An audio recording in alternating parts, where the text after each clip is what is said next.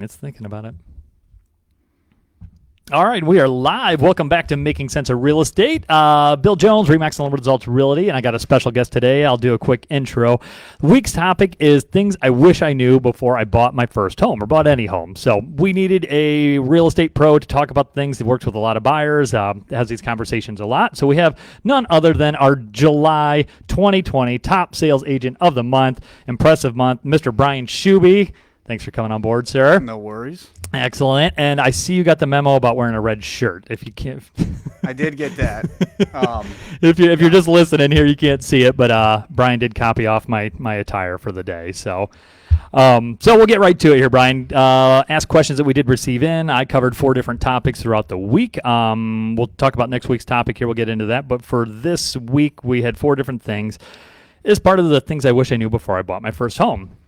So kind of part of that is buying a home stressful. So I talked about that. I'd like to kind of get your take on that. You deal with a ton of buyers, ton of sellers, so whether it be their first home, second home, whatever, is buying a home stressful? Yeah, I don't really think it has to be. I think a lot of it has to do with making sure that you're choosing the right real estate agent, making sure they, know what you're looking for, either on the buy or the sell side, making sure they know your wants and needs and that kind of thing as well. So, which makes a big difference there. I guess like we tell everybody here, we coach up, you want to kind of dive deeper, if they just say, I want a 3-bed, a 2-bath or whatever, there's usually more to it than that. Do they have kids? Do they have a dog? Do they want pool? It's 1 story, 2 stories. So, and then part of the process then too, you do a great job managing, the whole transaction start to finish, and that can add a lot of stress too if you're not prepared for any of that. Yep, for sure. Like I said, making sure the agent knows what they're doing definitely has a lot to do with that. Making sure they know the process to help walk you through that, making sure there's no hiccups.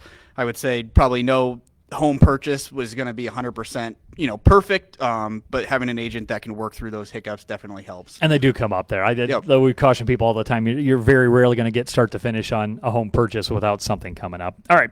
So second topic we covered then, are home inspections worth it? For the home inspection side of things, I definitely think a lot of it has to do with what you're comfortable with as a home buyer.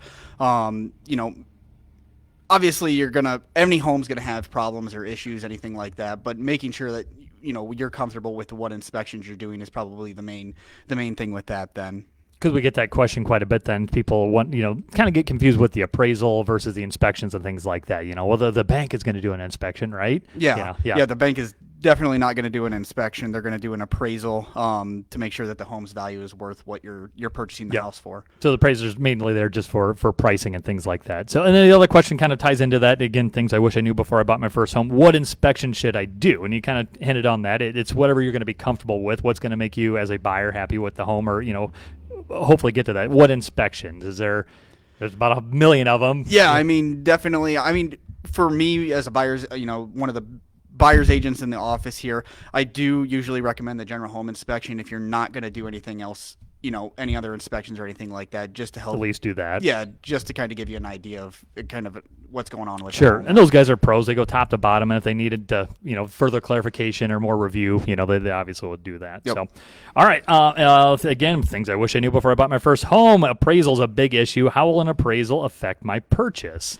Yeah, I guess you shouldn't really run into any hiccups with an appraisal unless it would come in low or something like that. At that point, I would say it would be a negotiation again on, what's going to happen with that. Can we ask the sellers to reduce the price, or get something else worked out, meet them in the middle somewhere or something like that. Sure. There's usually a path forward, it seems to be then. So, but can an appraisal affect your purchase? Absolutely. It can affect your purchase. And it could be conditioned to the home too, depending upon the type of loan you get, right? Yep.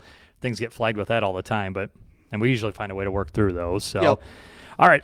Buying a home for today instead of tomorrow or next week or next year or whatever. So, especially with limited inventory now, that can definitely kind of present a problem. Yeah, I would say, you don't want to just, look for what you're looking for now. You kind of want to plan for the future as well. Do you plan on having kids? Do you plan on downsizing, if you're an older couple or, anything like that? So definitely looking not just for today, but, what are you looking for down the road? Definitely something to take into consideration. We run into quite a bit here even recently where people have bought a year, 2 years, 3 years ago, and they're already selling, looking for the next home then. And, yep. that's All right, so we got several questions in. So we post a lot of this content on Facebook, LinkedIn, YouTube. So we got some question, again, kind of specific, but should I buy a fixer-upper? So this would be someone, I think, that came in as a newer first-time buyer. Should they buy a fixer-upper? That one's kind of loaded question. Yeah, there. kind of a loaded question there. I think a lot of that depends on how handy you are yourself.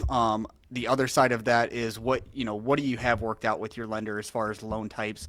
Sure. Because not all loan types do, allow you to do your own work or, do the fixer upper side of things. So I think that kind of really depends on the house too, whether it be something that needs a little work or a lot of work. So again, that's specific to the situation, I think. So, all right, here's a good one. Can I negotiate with the seller? So can I do a lot of negotiating beforehand, afterwards? How's that all work? First time I'm buying my house, can you negotiate with a seller? Yep, you can definitely negotiate with the seller. With the current market today, I would say there's not a whole lot of negotiation, but you can negotiate with the seller, yes. Sure. So you don't necessarily just have to roll over and take their price and all the terms that they lay out. Yep.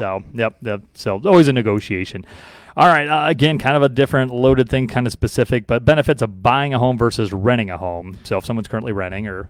Yeah, I think the main benefit there is at the end of the day, and when you buy a home, once you get it paid off, the mortgage paid off, you have something that's yours. You got some equity build up, you got some credit build up. So I definitely think that's a couple of the benefits of buying instead of renting for sure. Instead of renting, so some tax advantage, like almost forced savings then too. So eventually if you pay that down versus renting, you wouldn't have anything in the end. So, all right. Again, a pretty common question or maybe misconception. The down payment. That's not the only expense? Yes, Are you kidding me? That's not the only expense? That is correct. You will have closing costs and prepaid expenses, so that is something else to remember or take into consideration.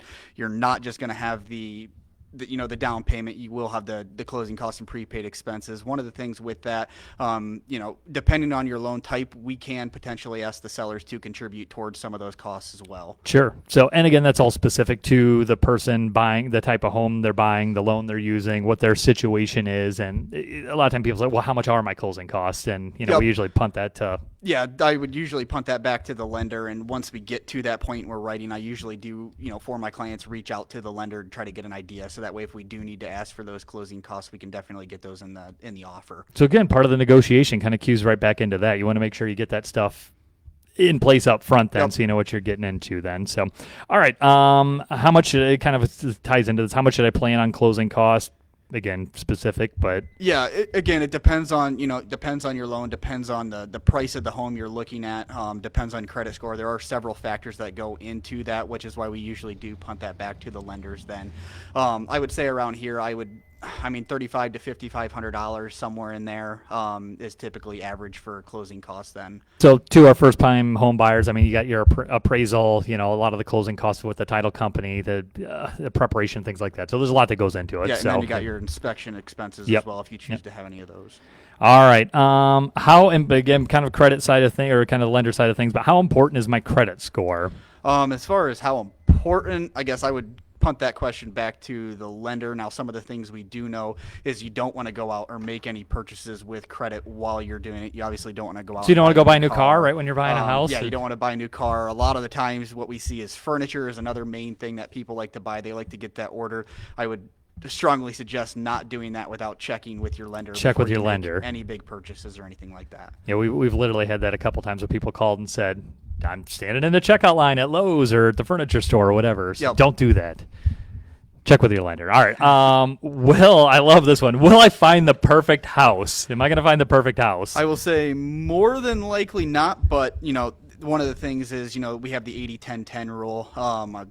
Yeah, so if you're not familiar with that, so what we tell people is that if 80% of the house is good enough, you're never going to find 100%. 80% of it's there, 10% you can fix or change, and 10% you can just live with because you're probably not going to find the perfect price, the perfect house, the perfect everything. So, again, limited inventory now. It makes it slim pickings then, but it's there. So, all right, Brian. Well, appreciate it. Let's see. You want to throw anything else out there? I think we got through our questions. I don't think you see anything else that came through while we were on, but we'll go ahead and wrap it up there. So we'll have you back on again for sure. Congratulations, top sales. Thank you. Killer month then. So we'll come back next week, and I think we're planning on how do I increase the value of my home. So thanks again, Brian. Appreciate it. Yep. Thanks.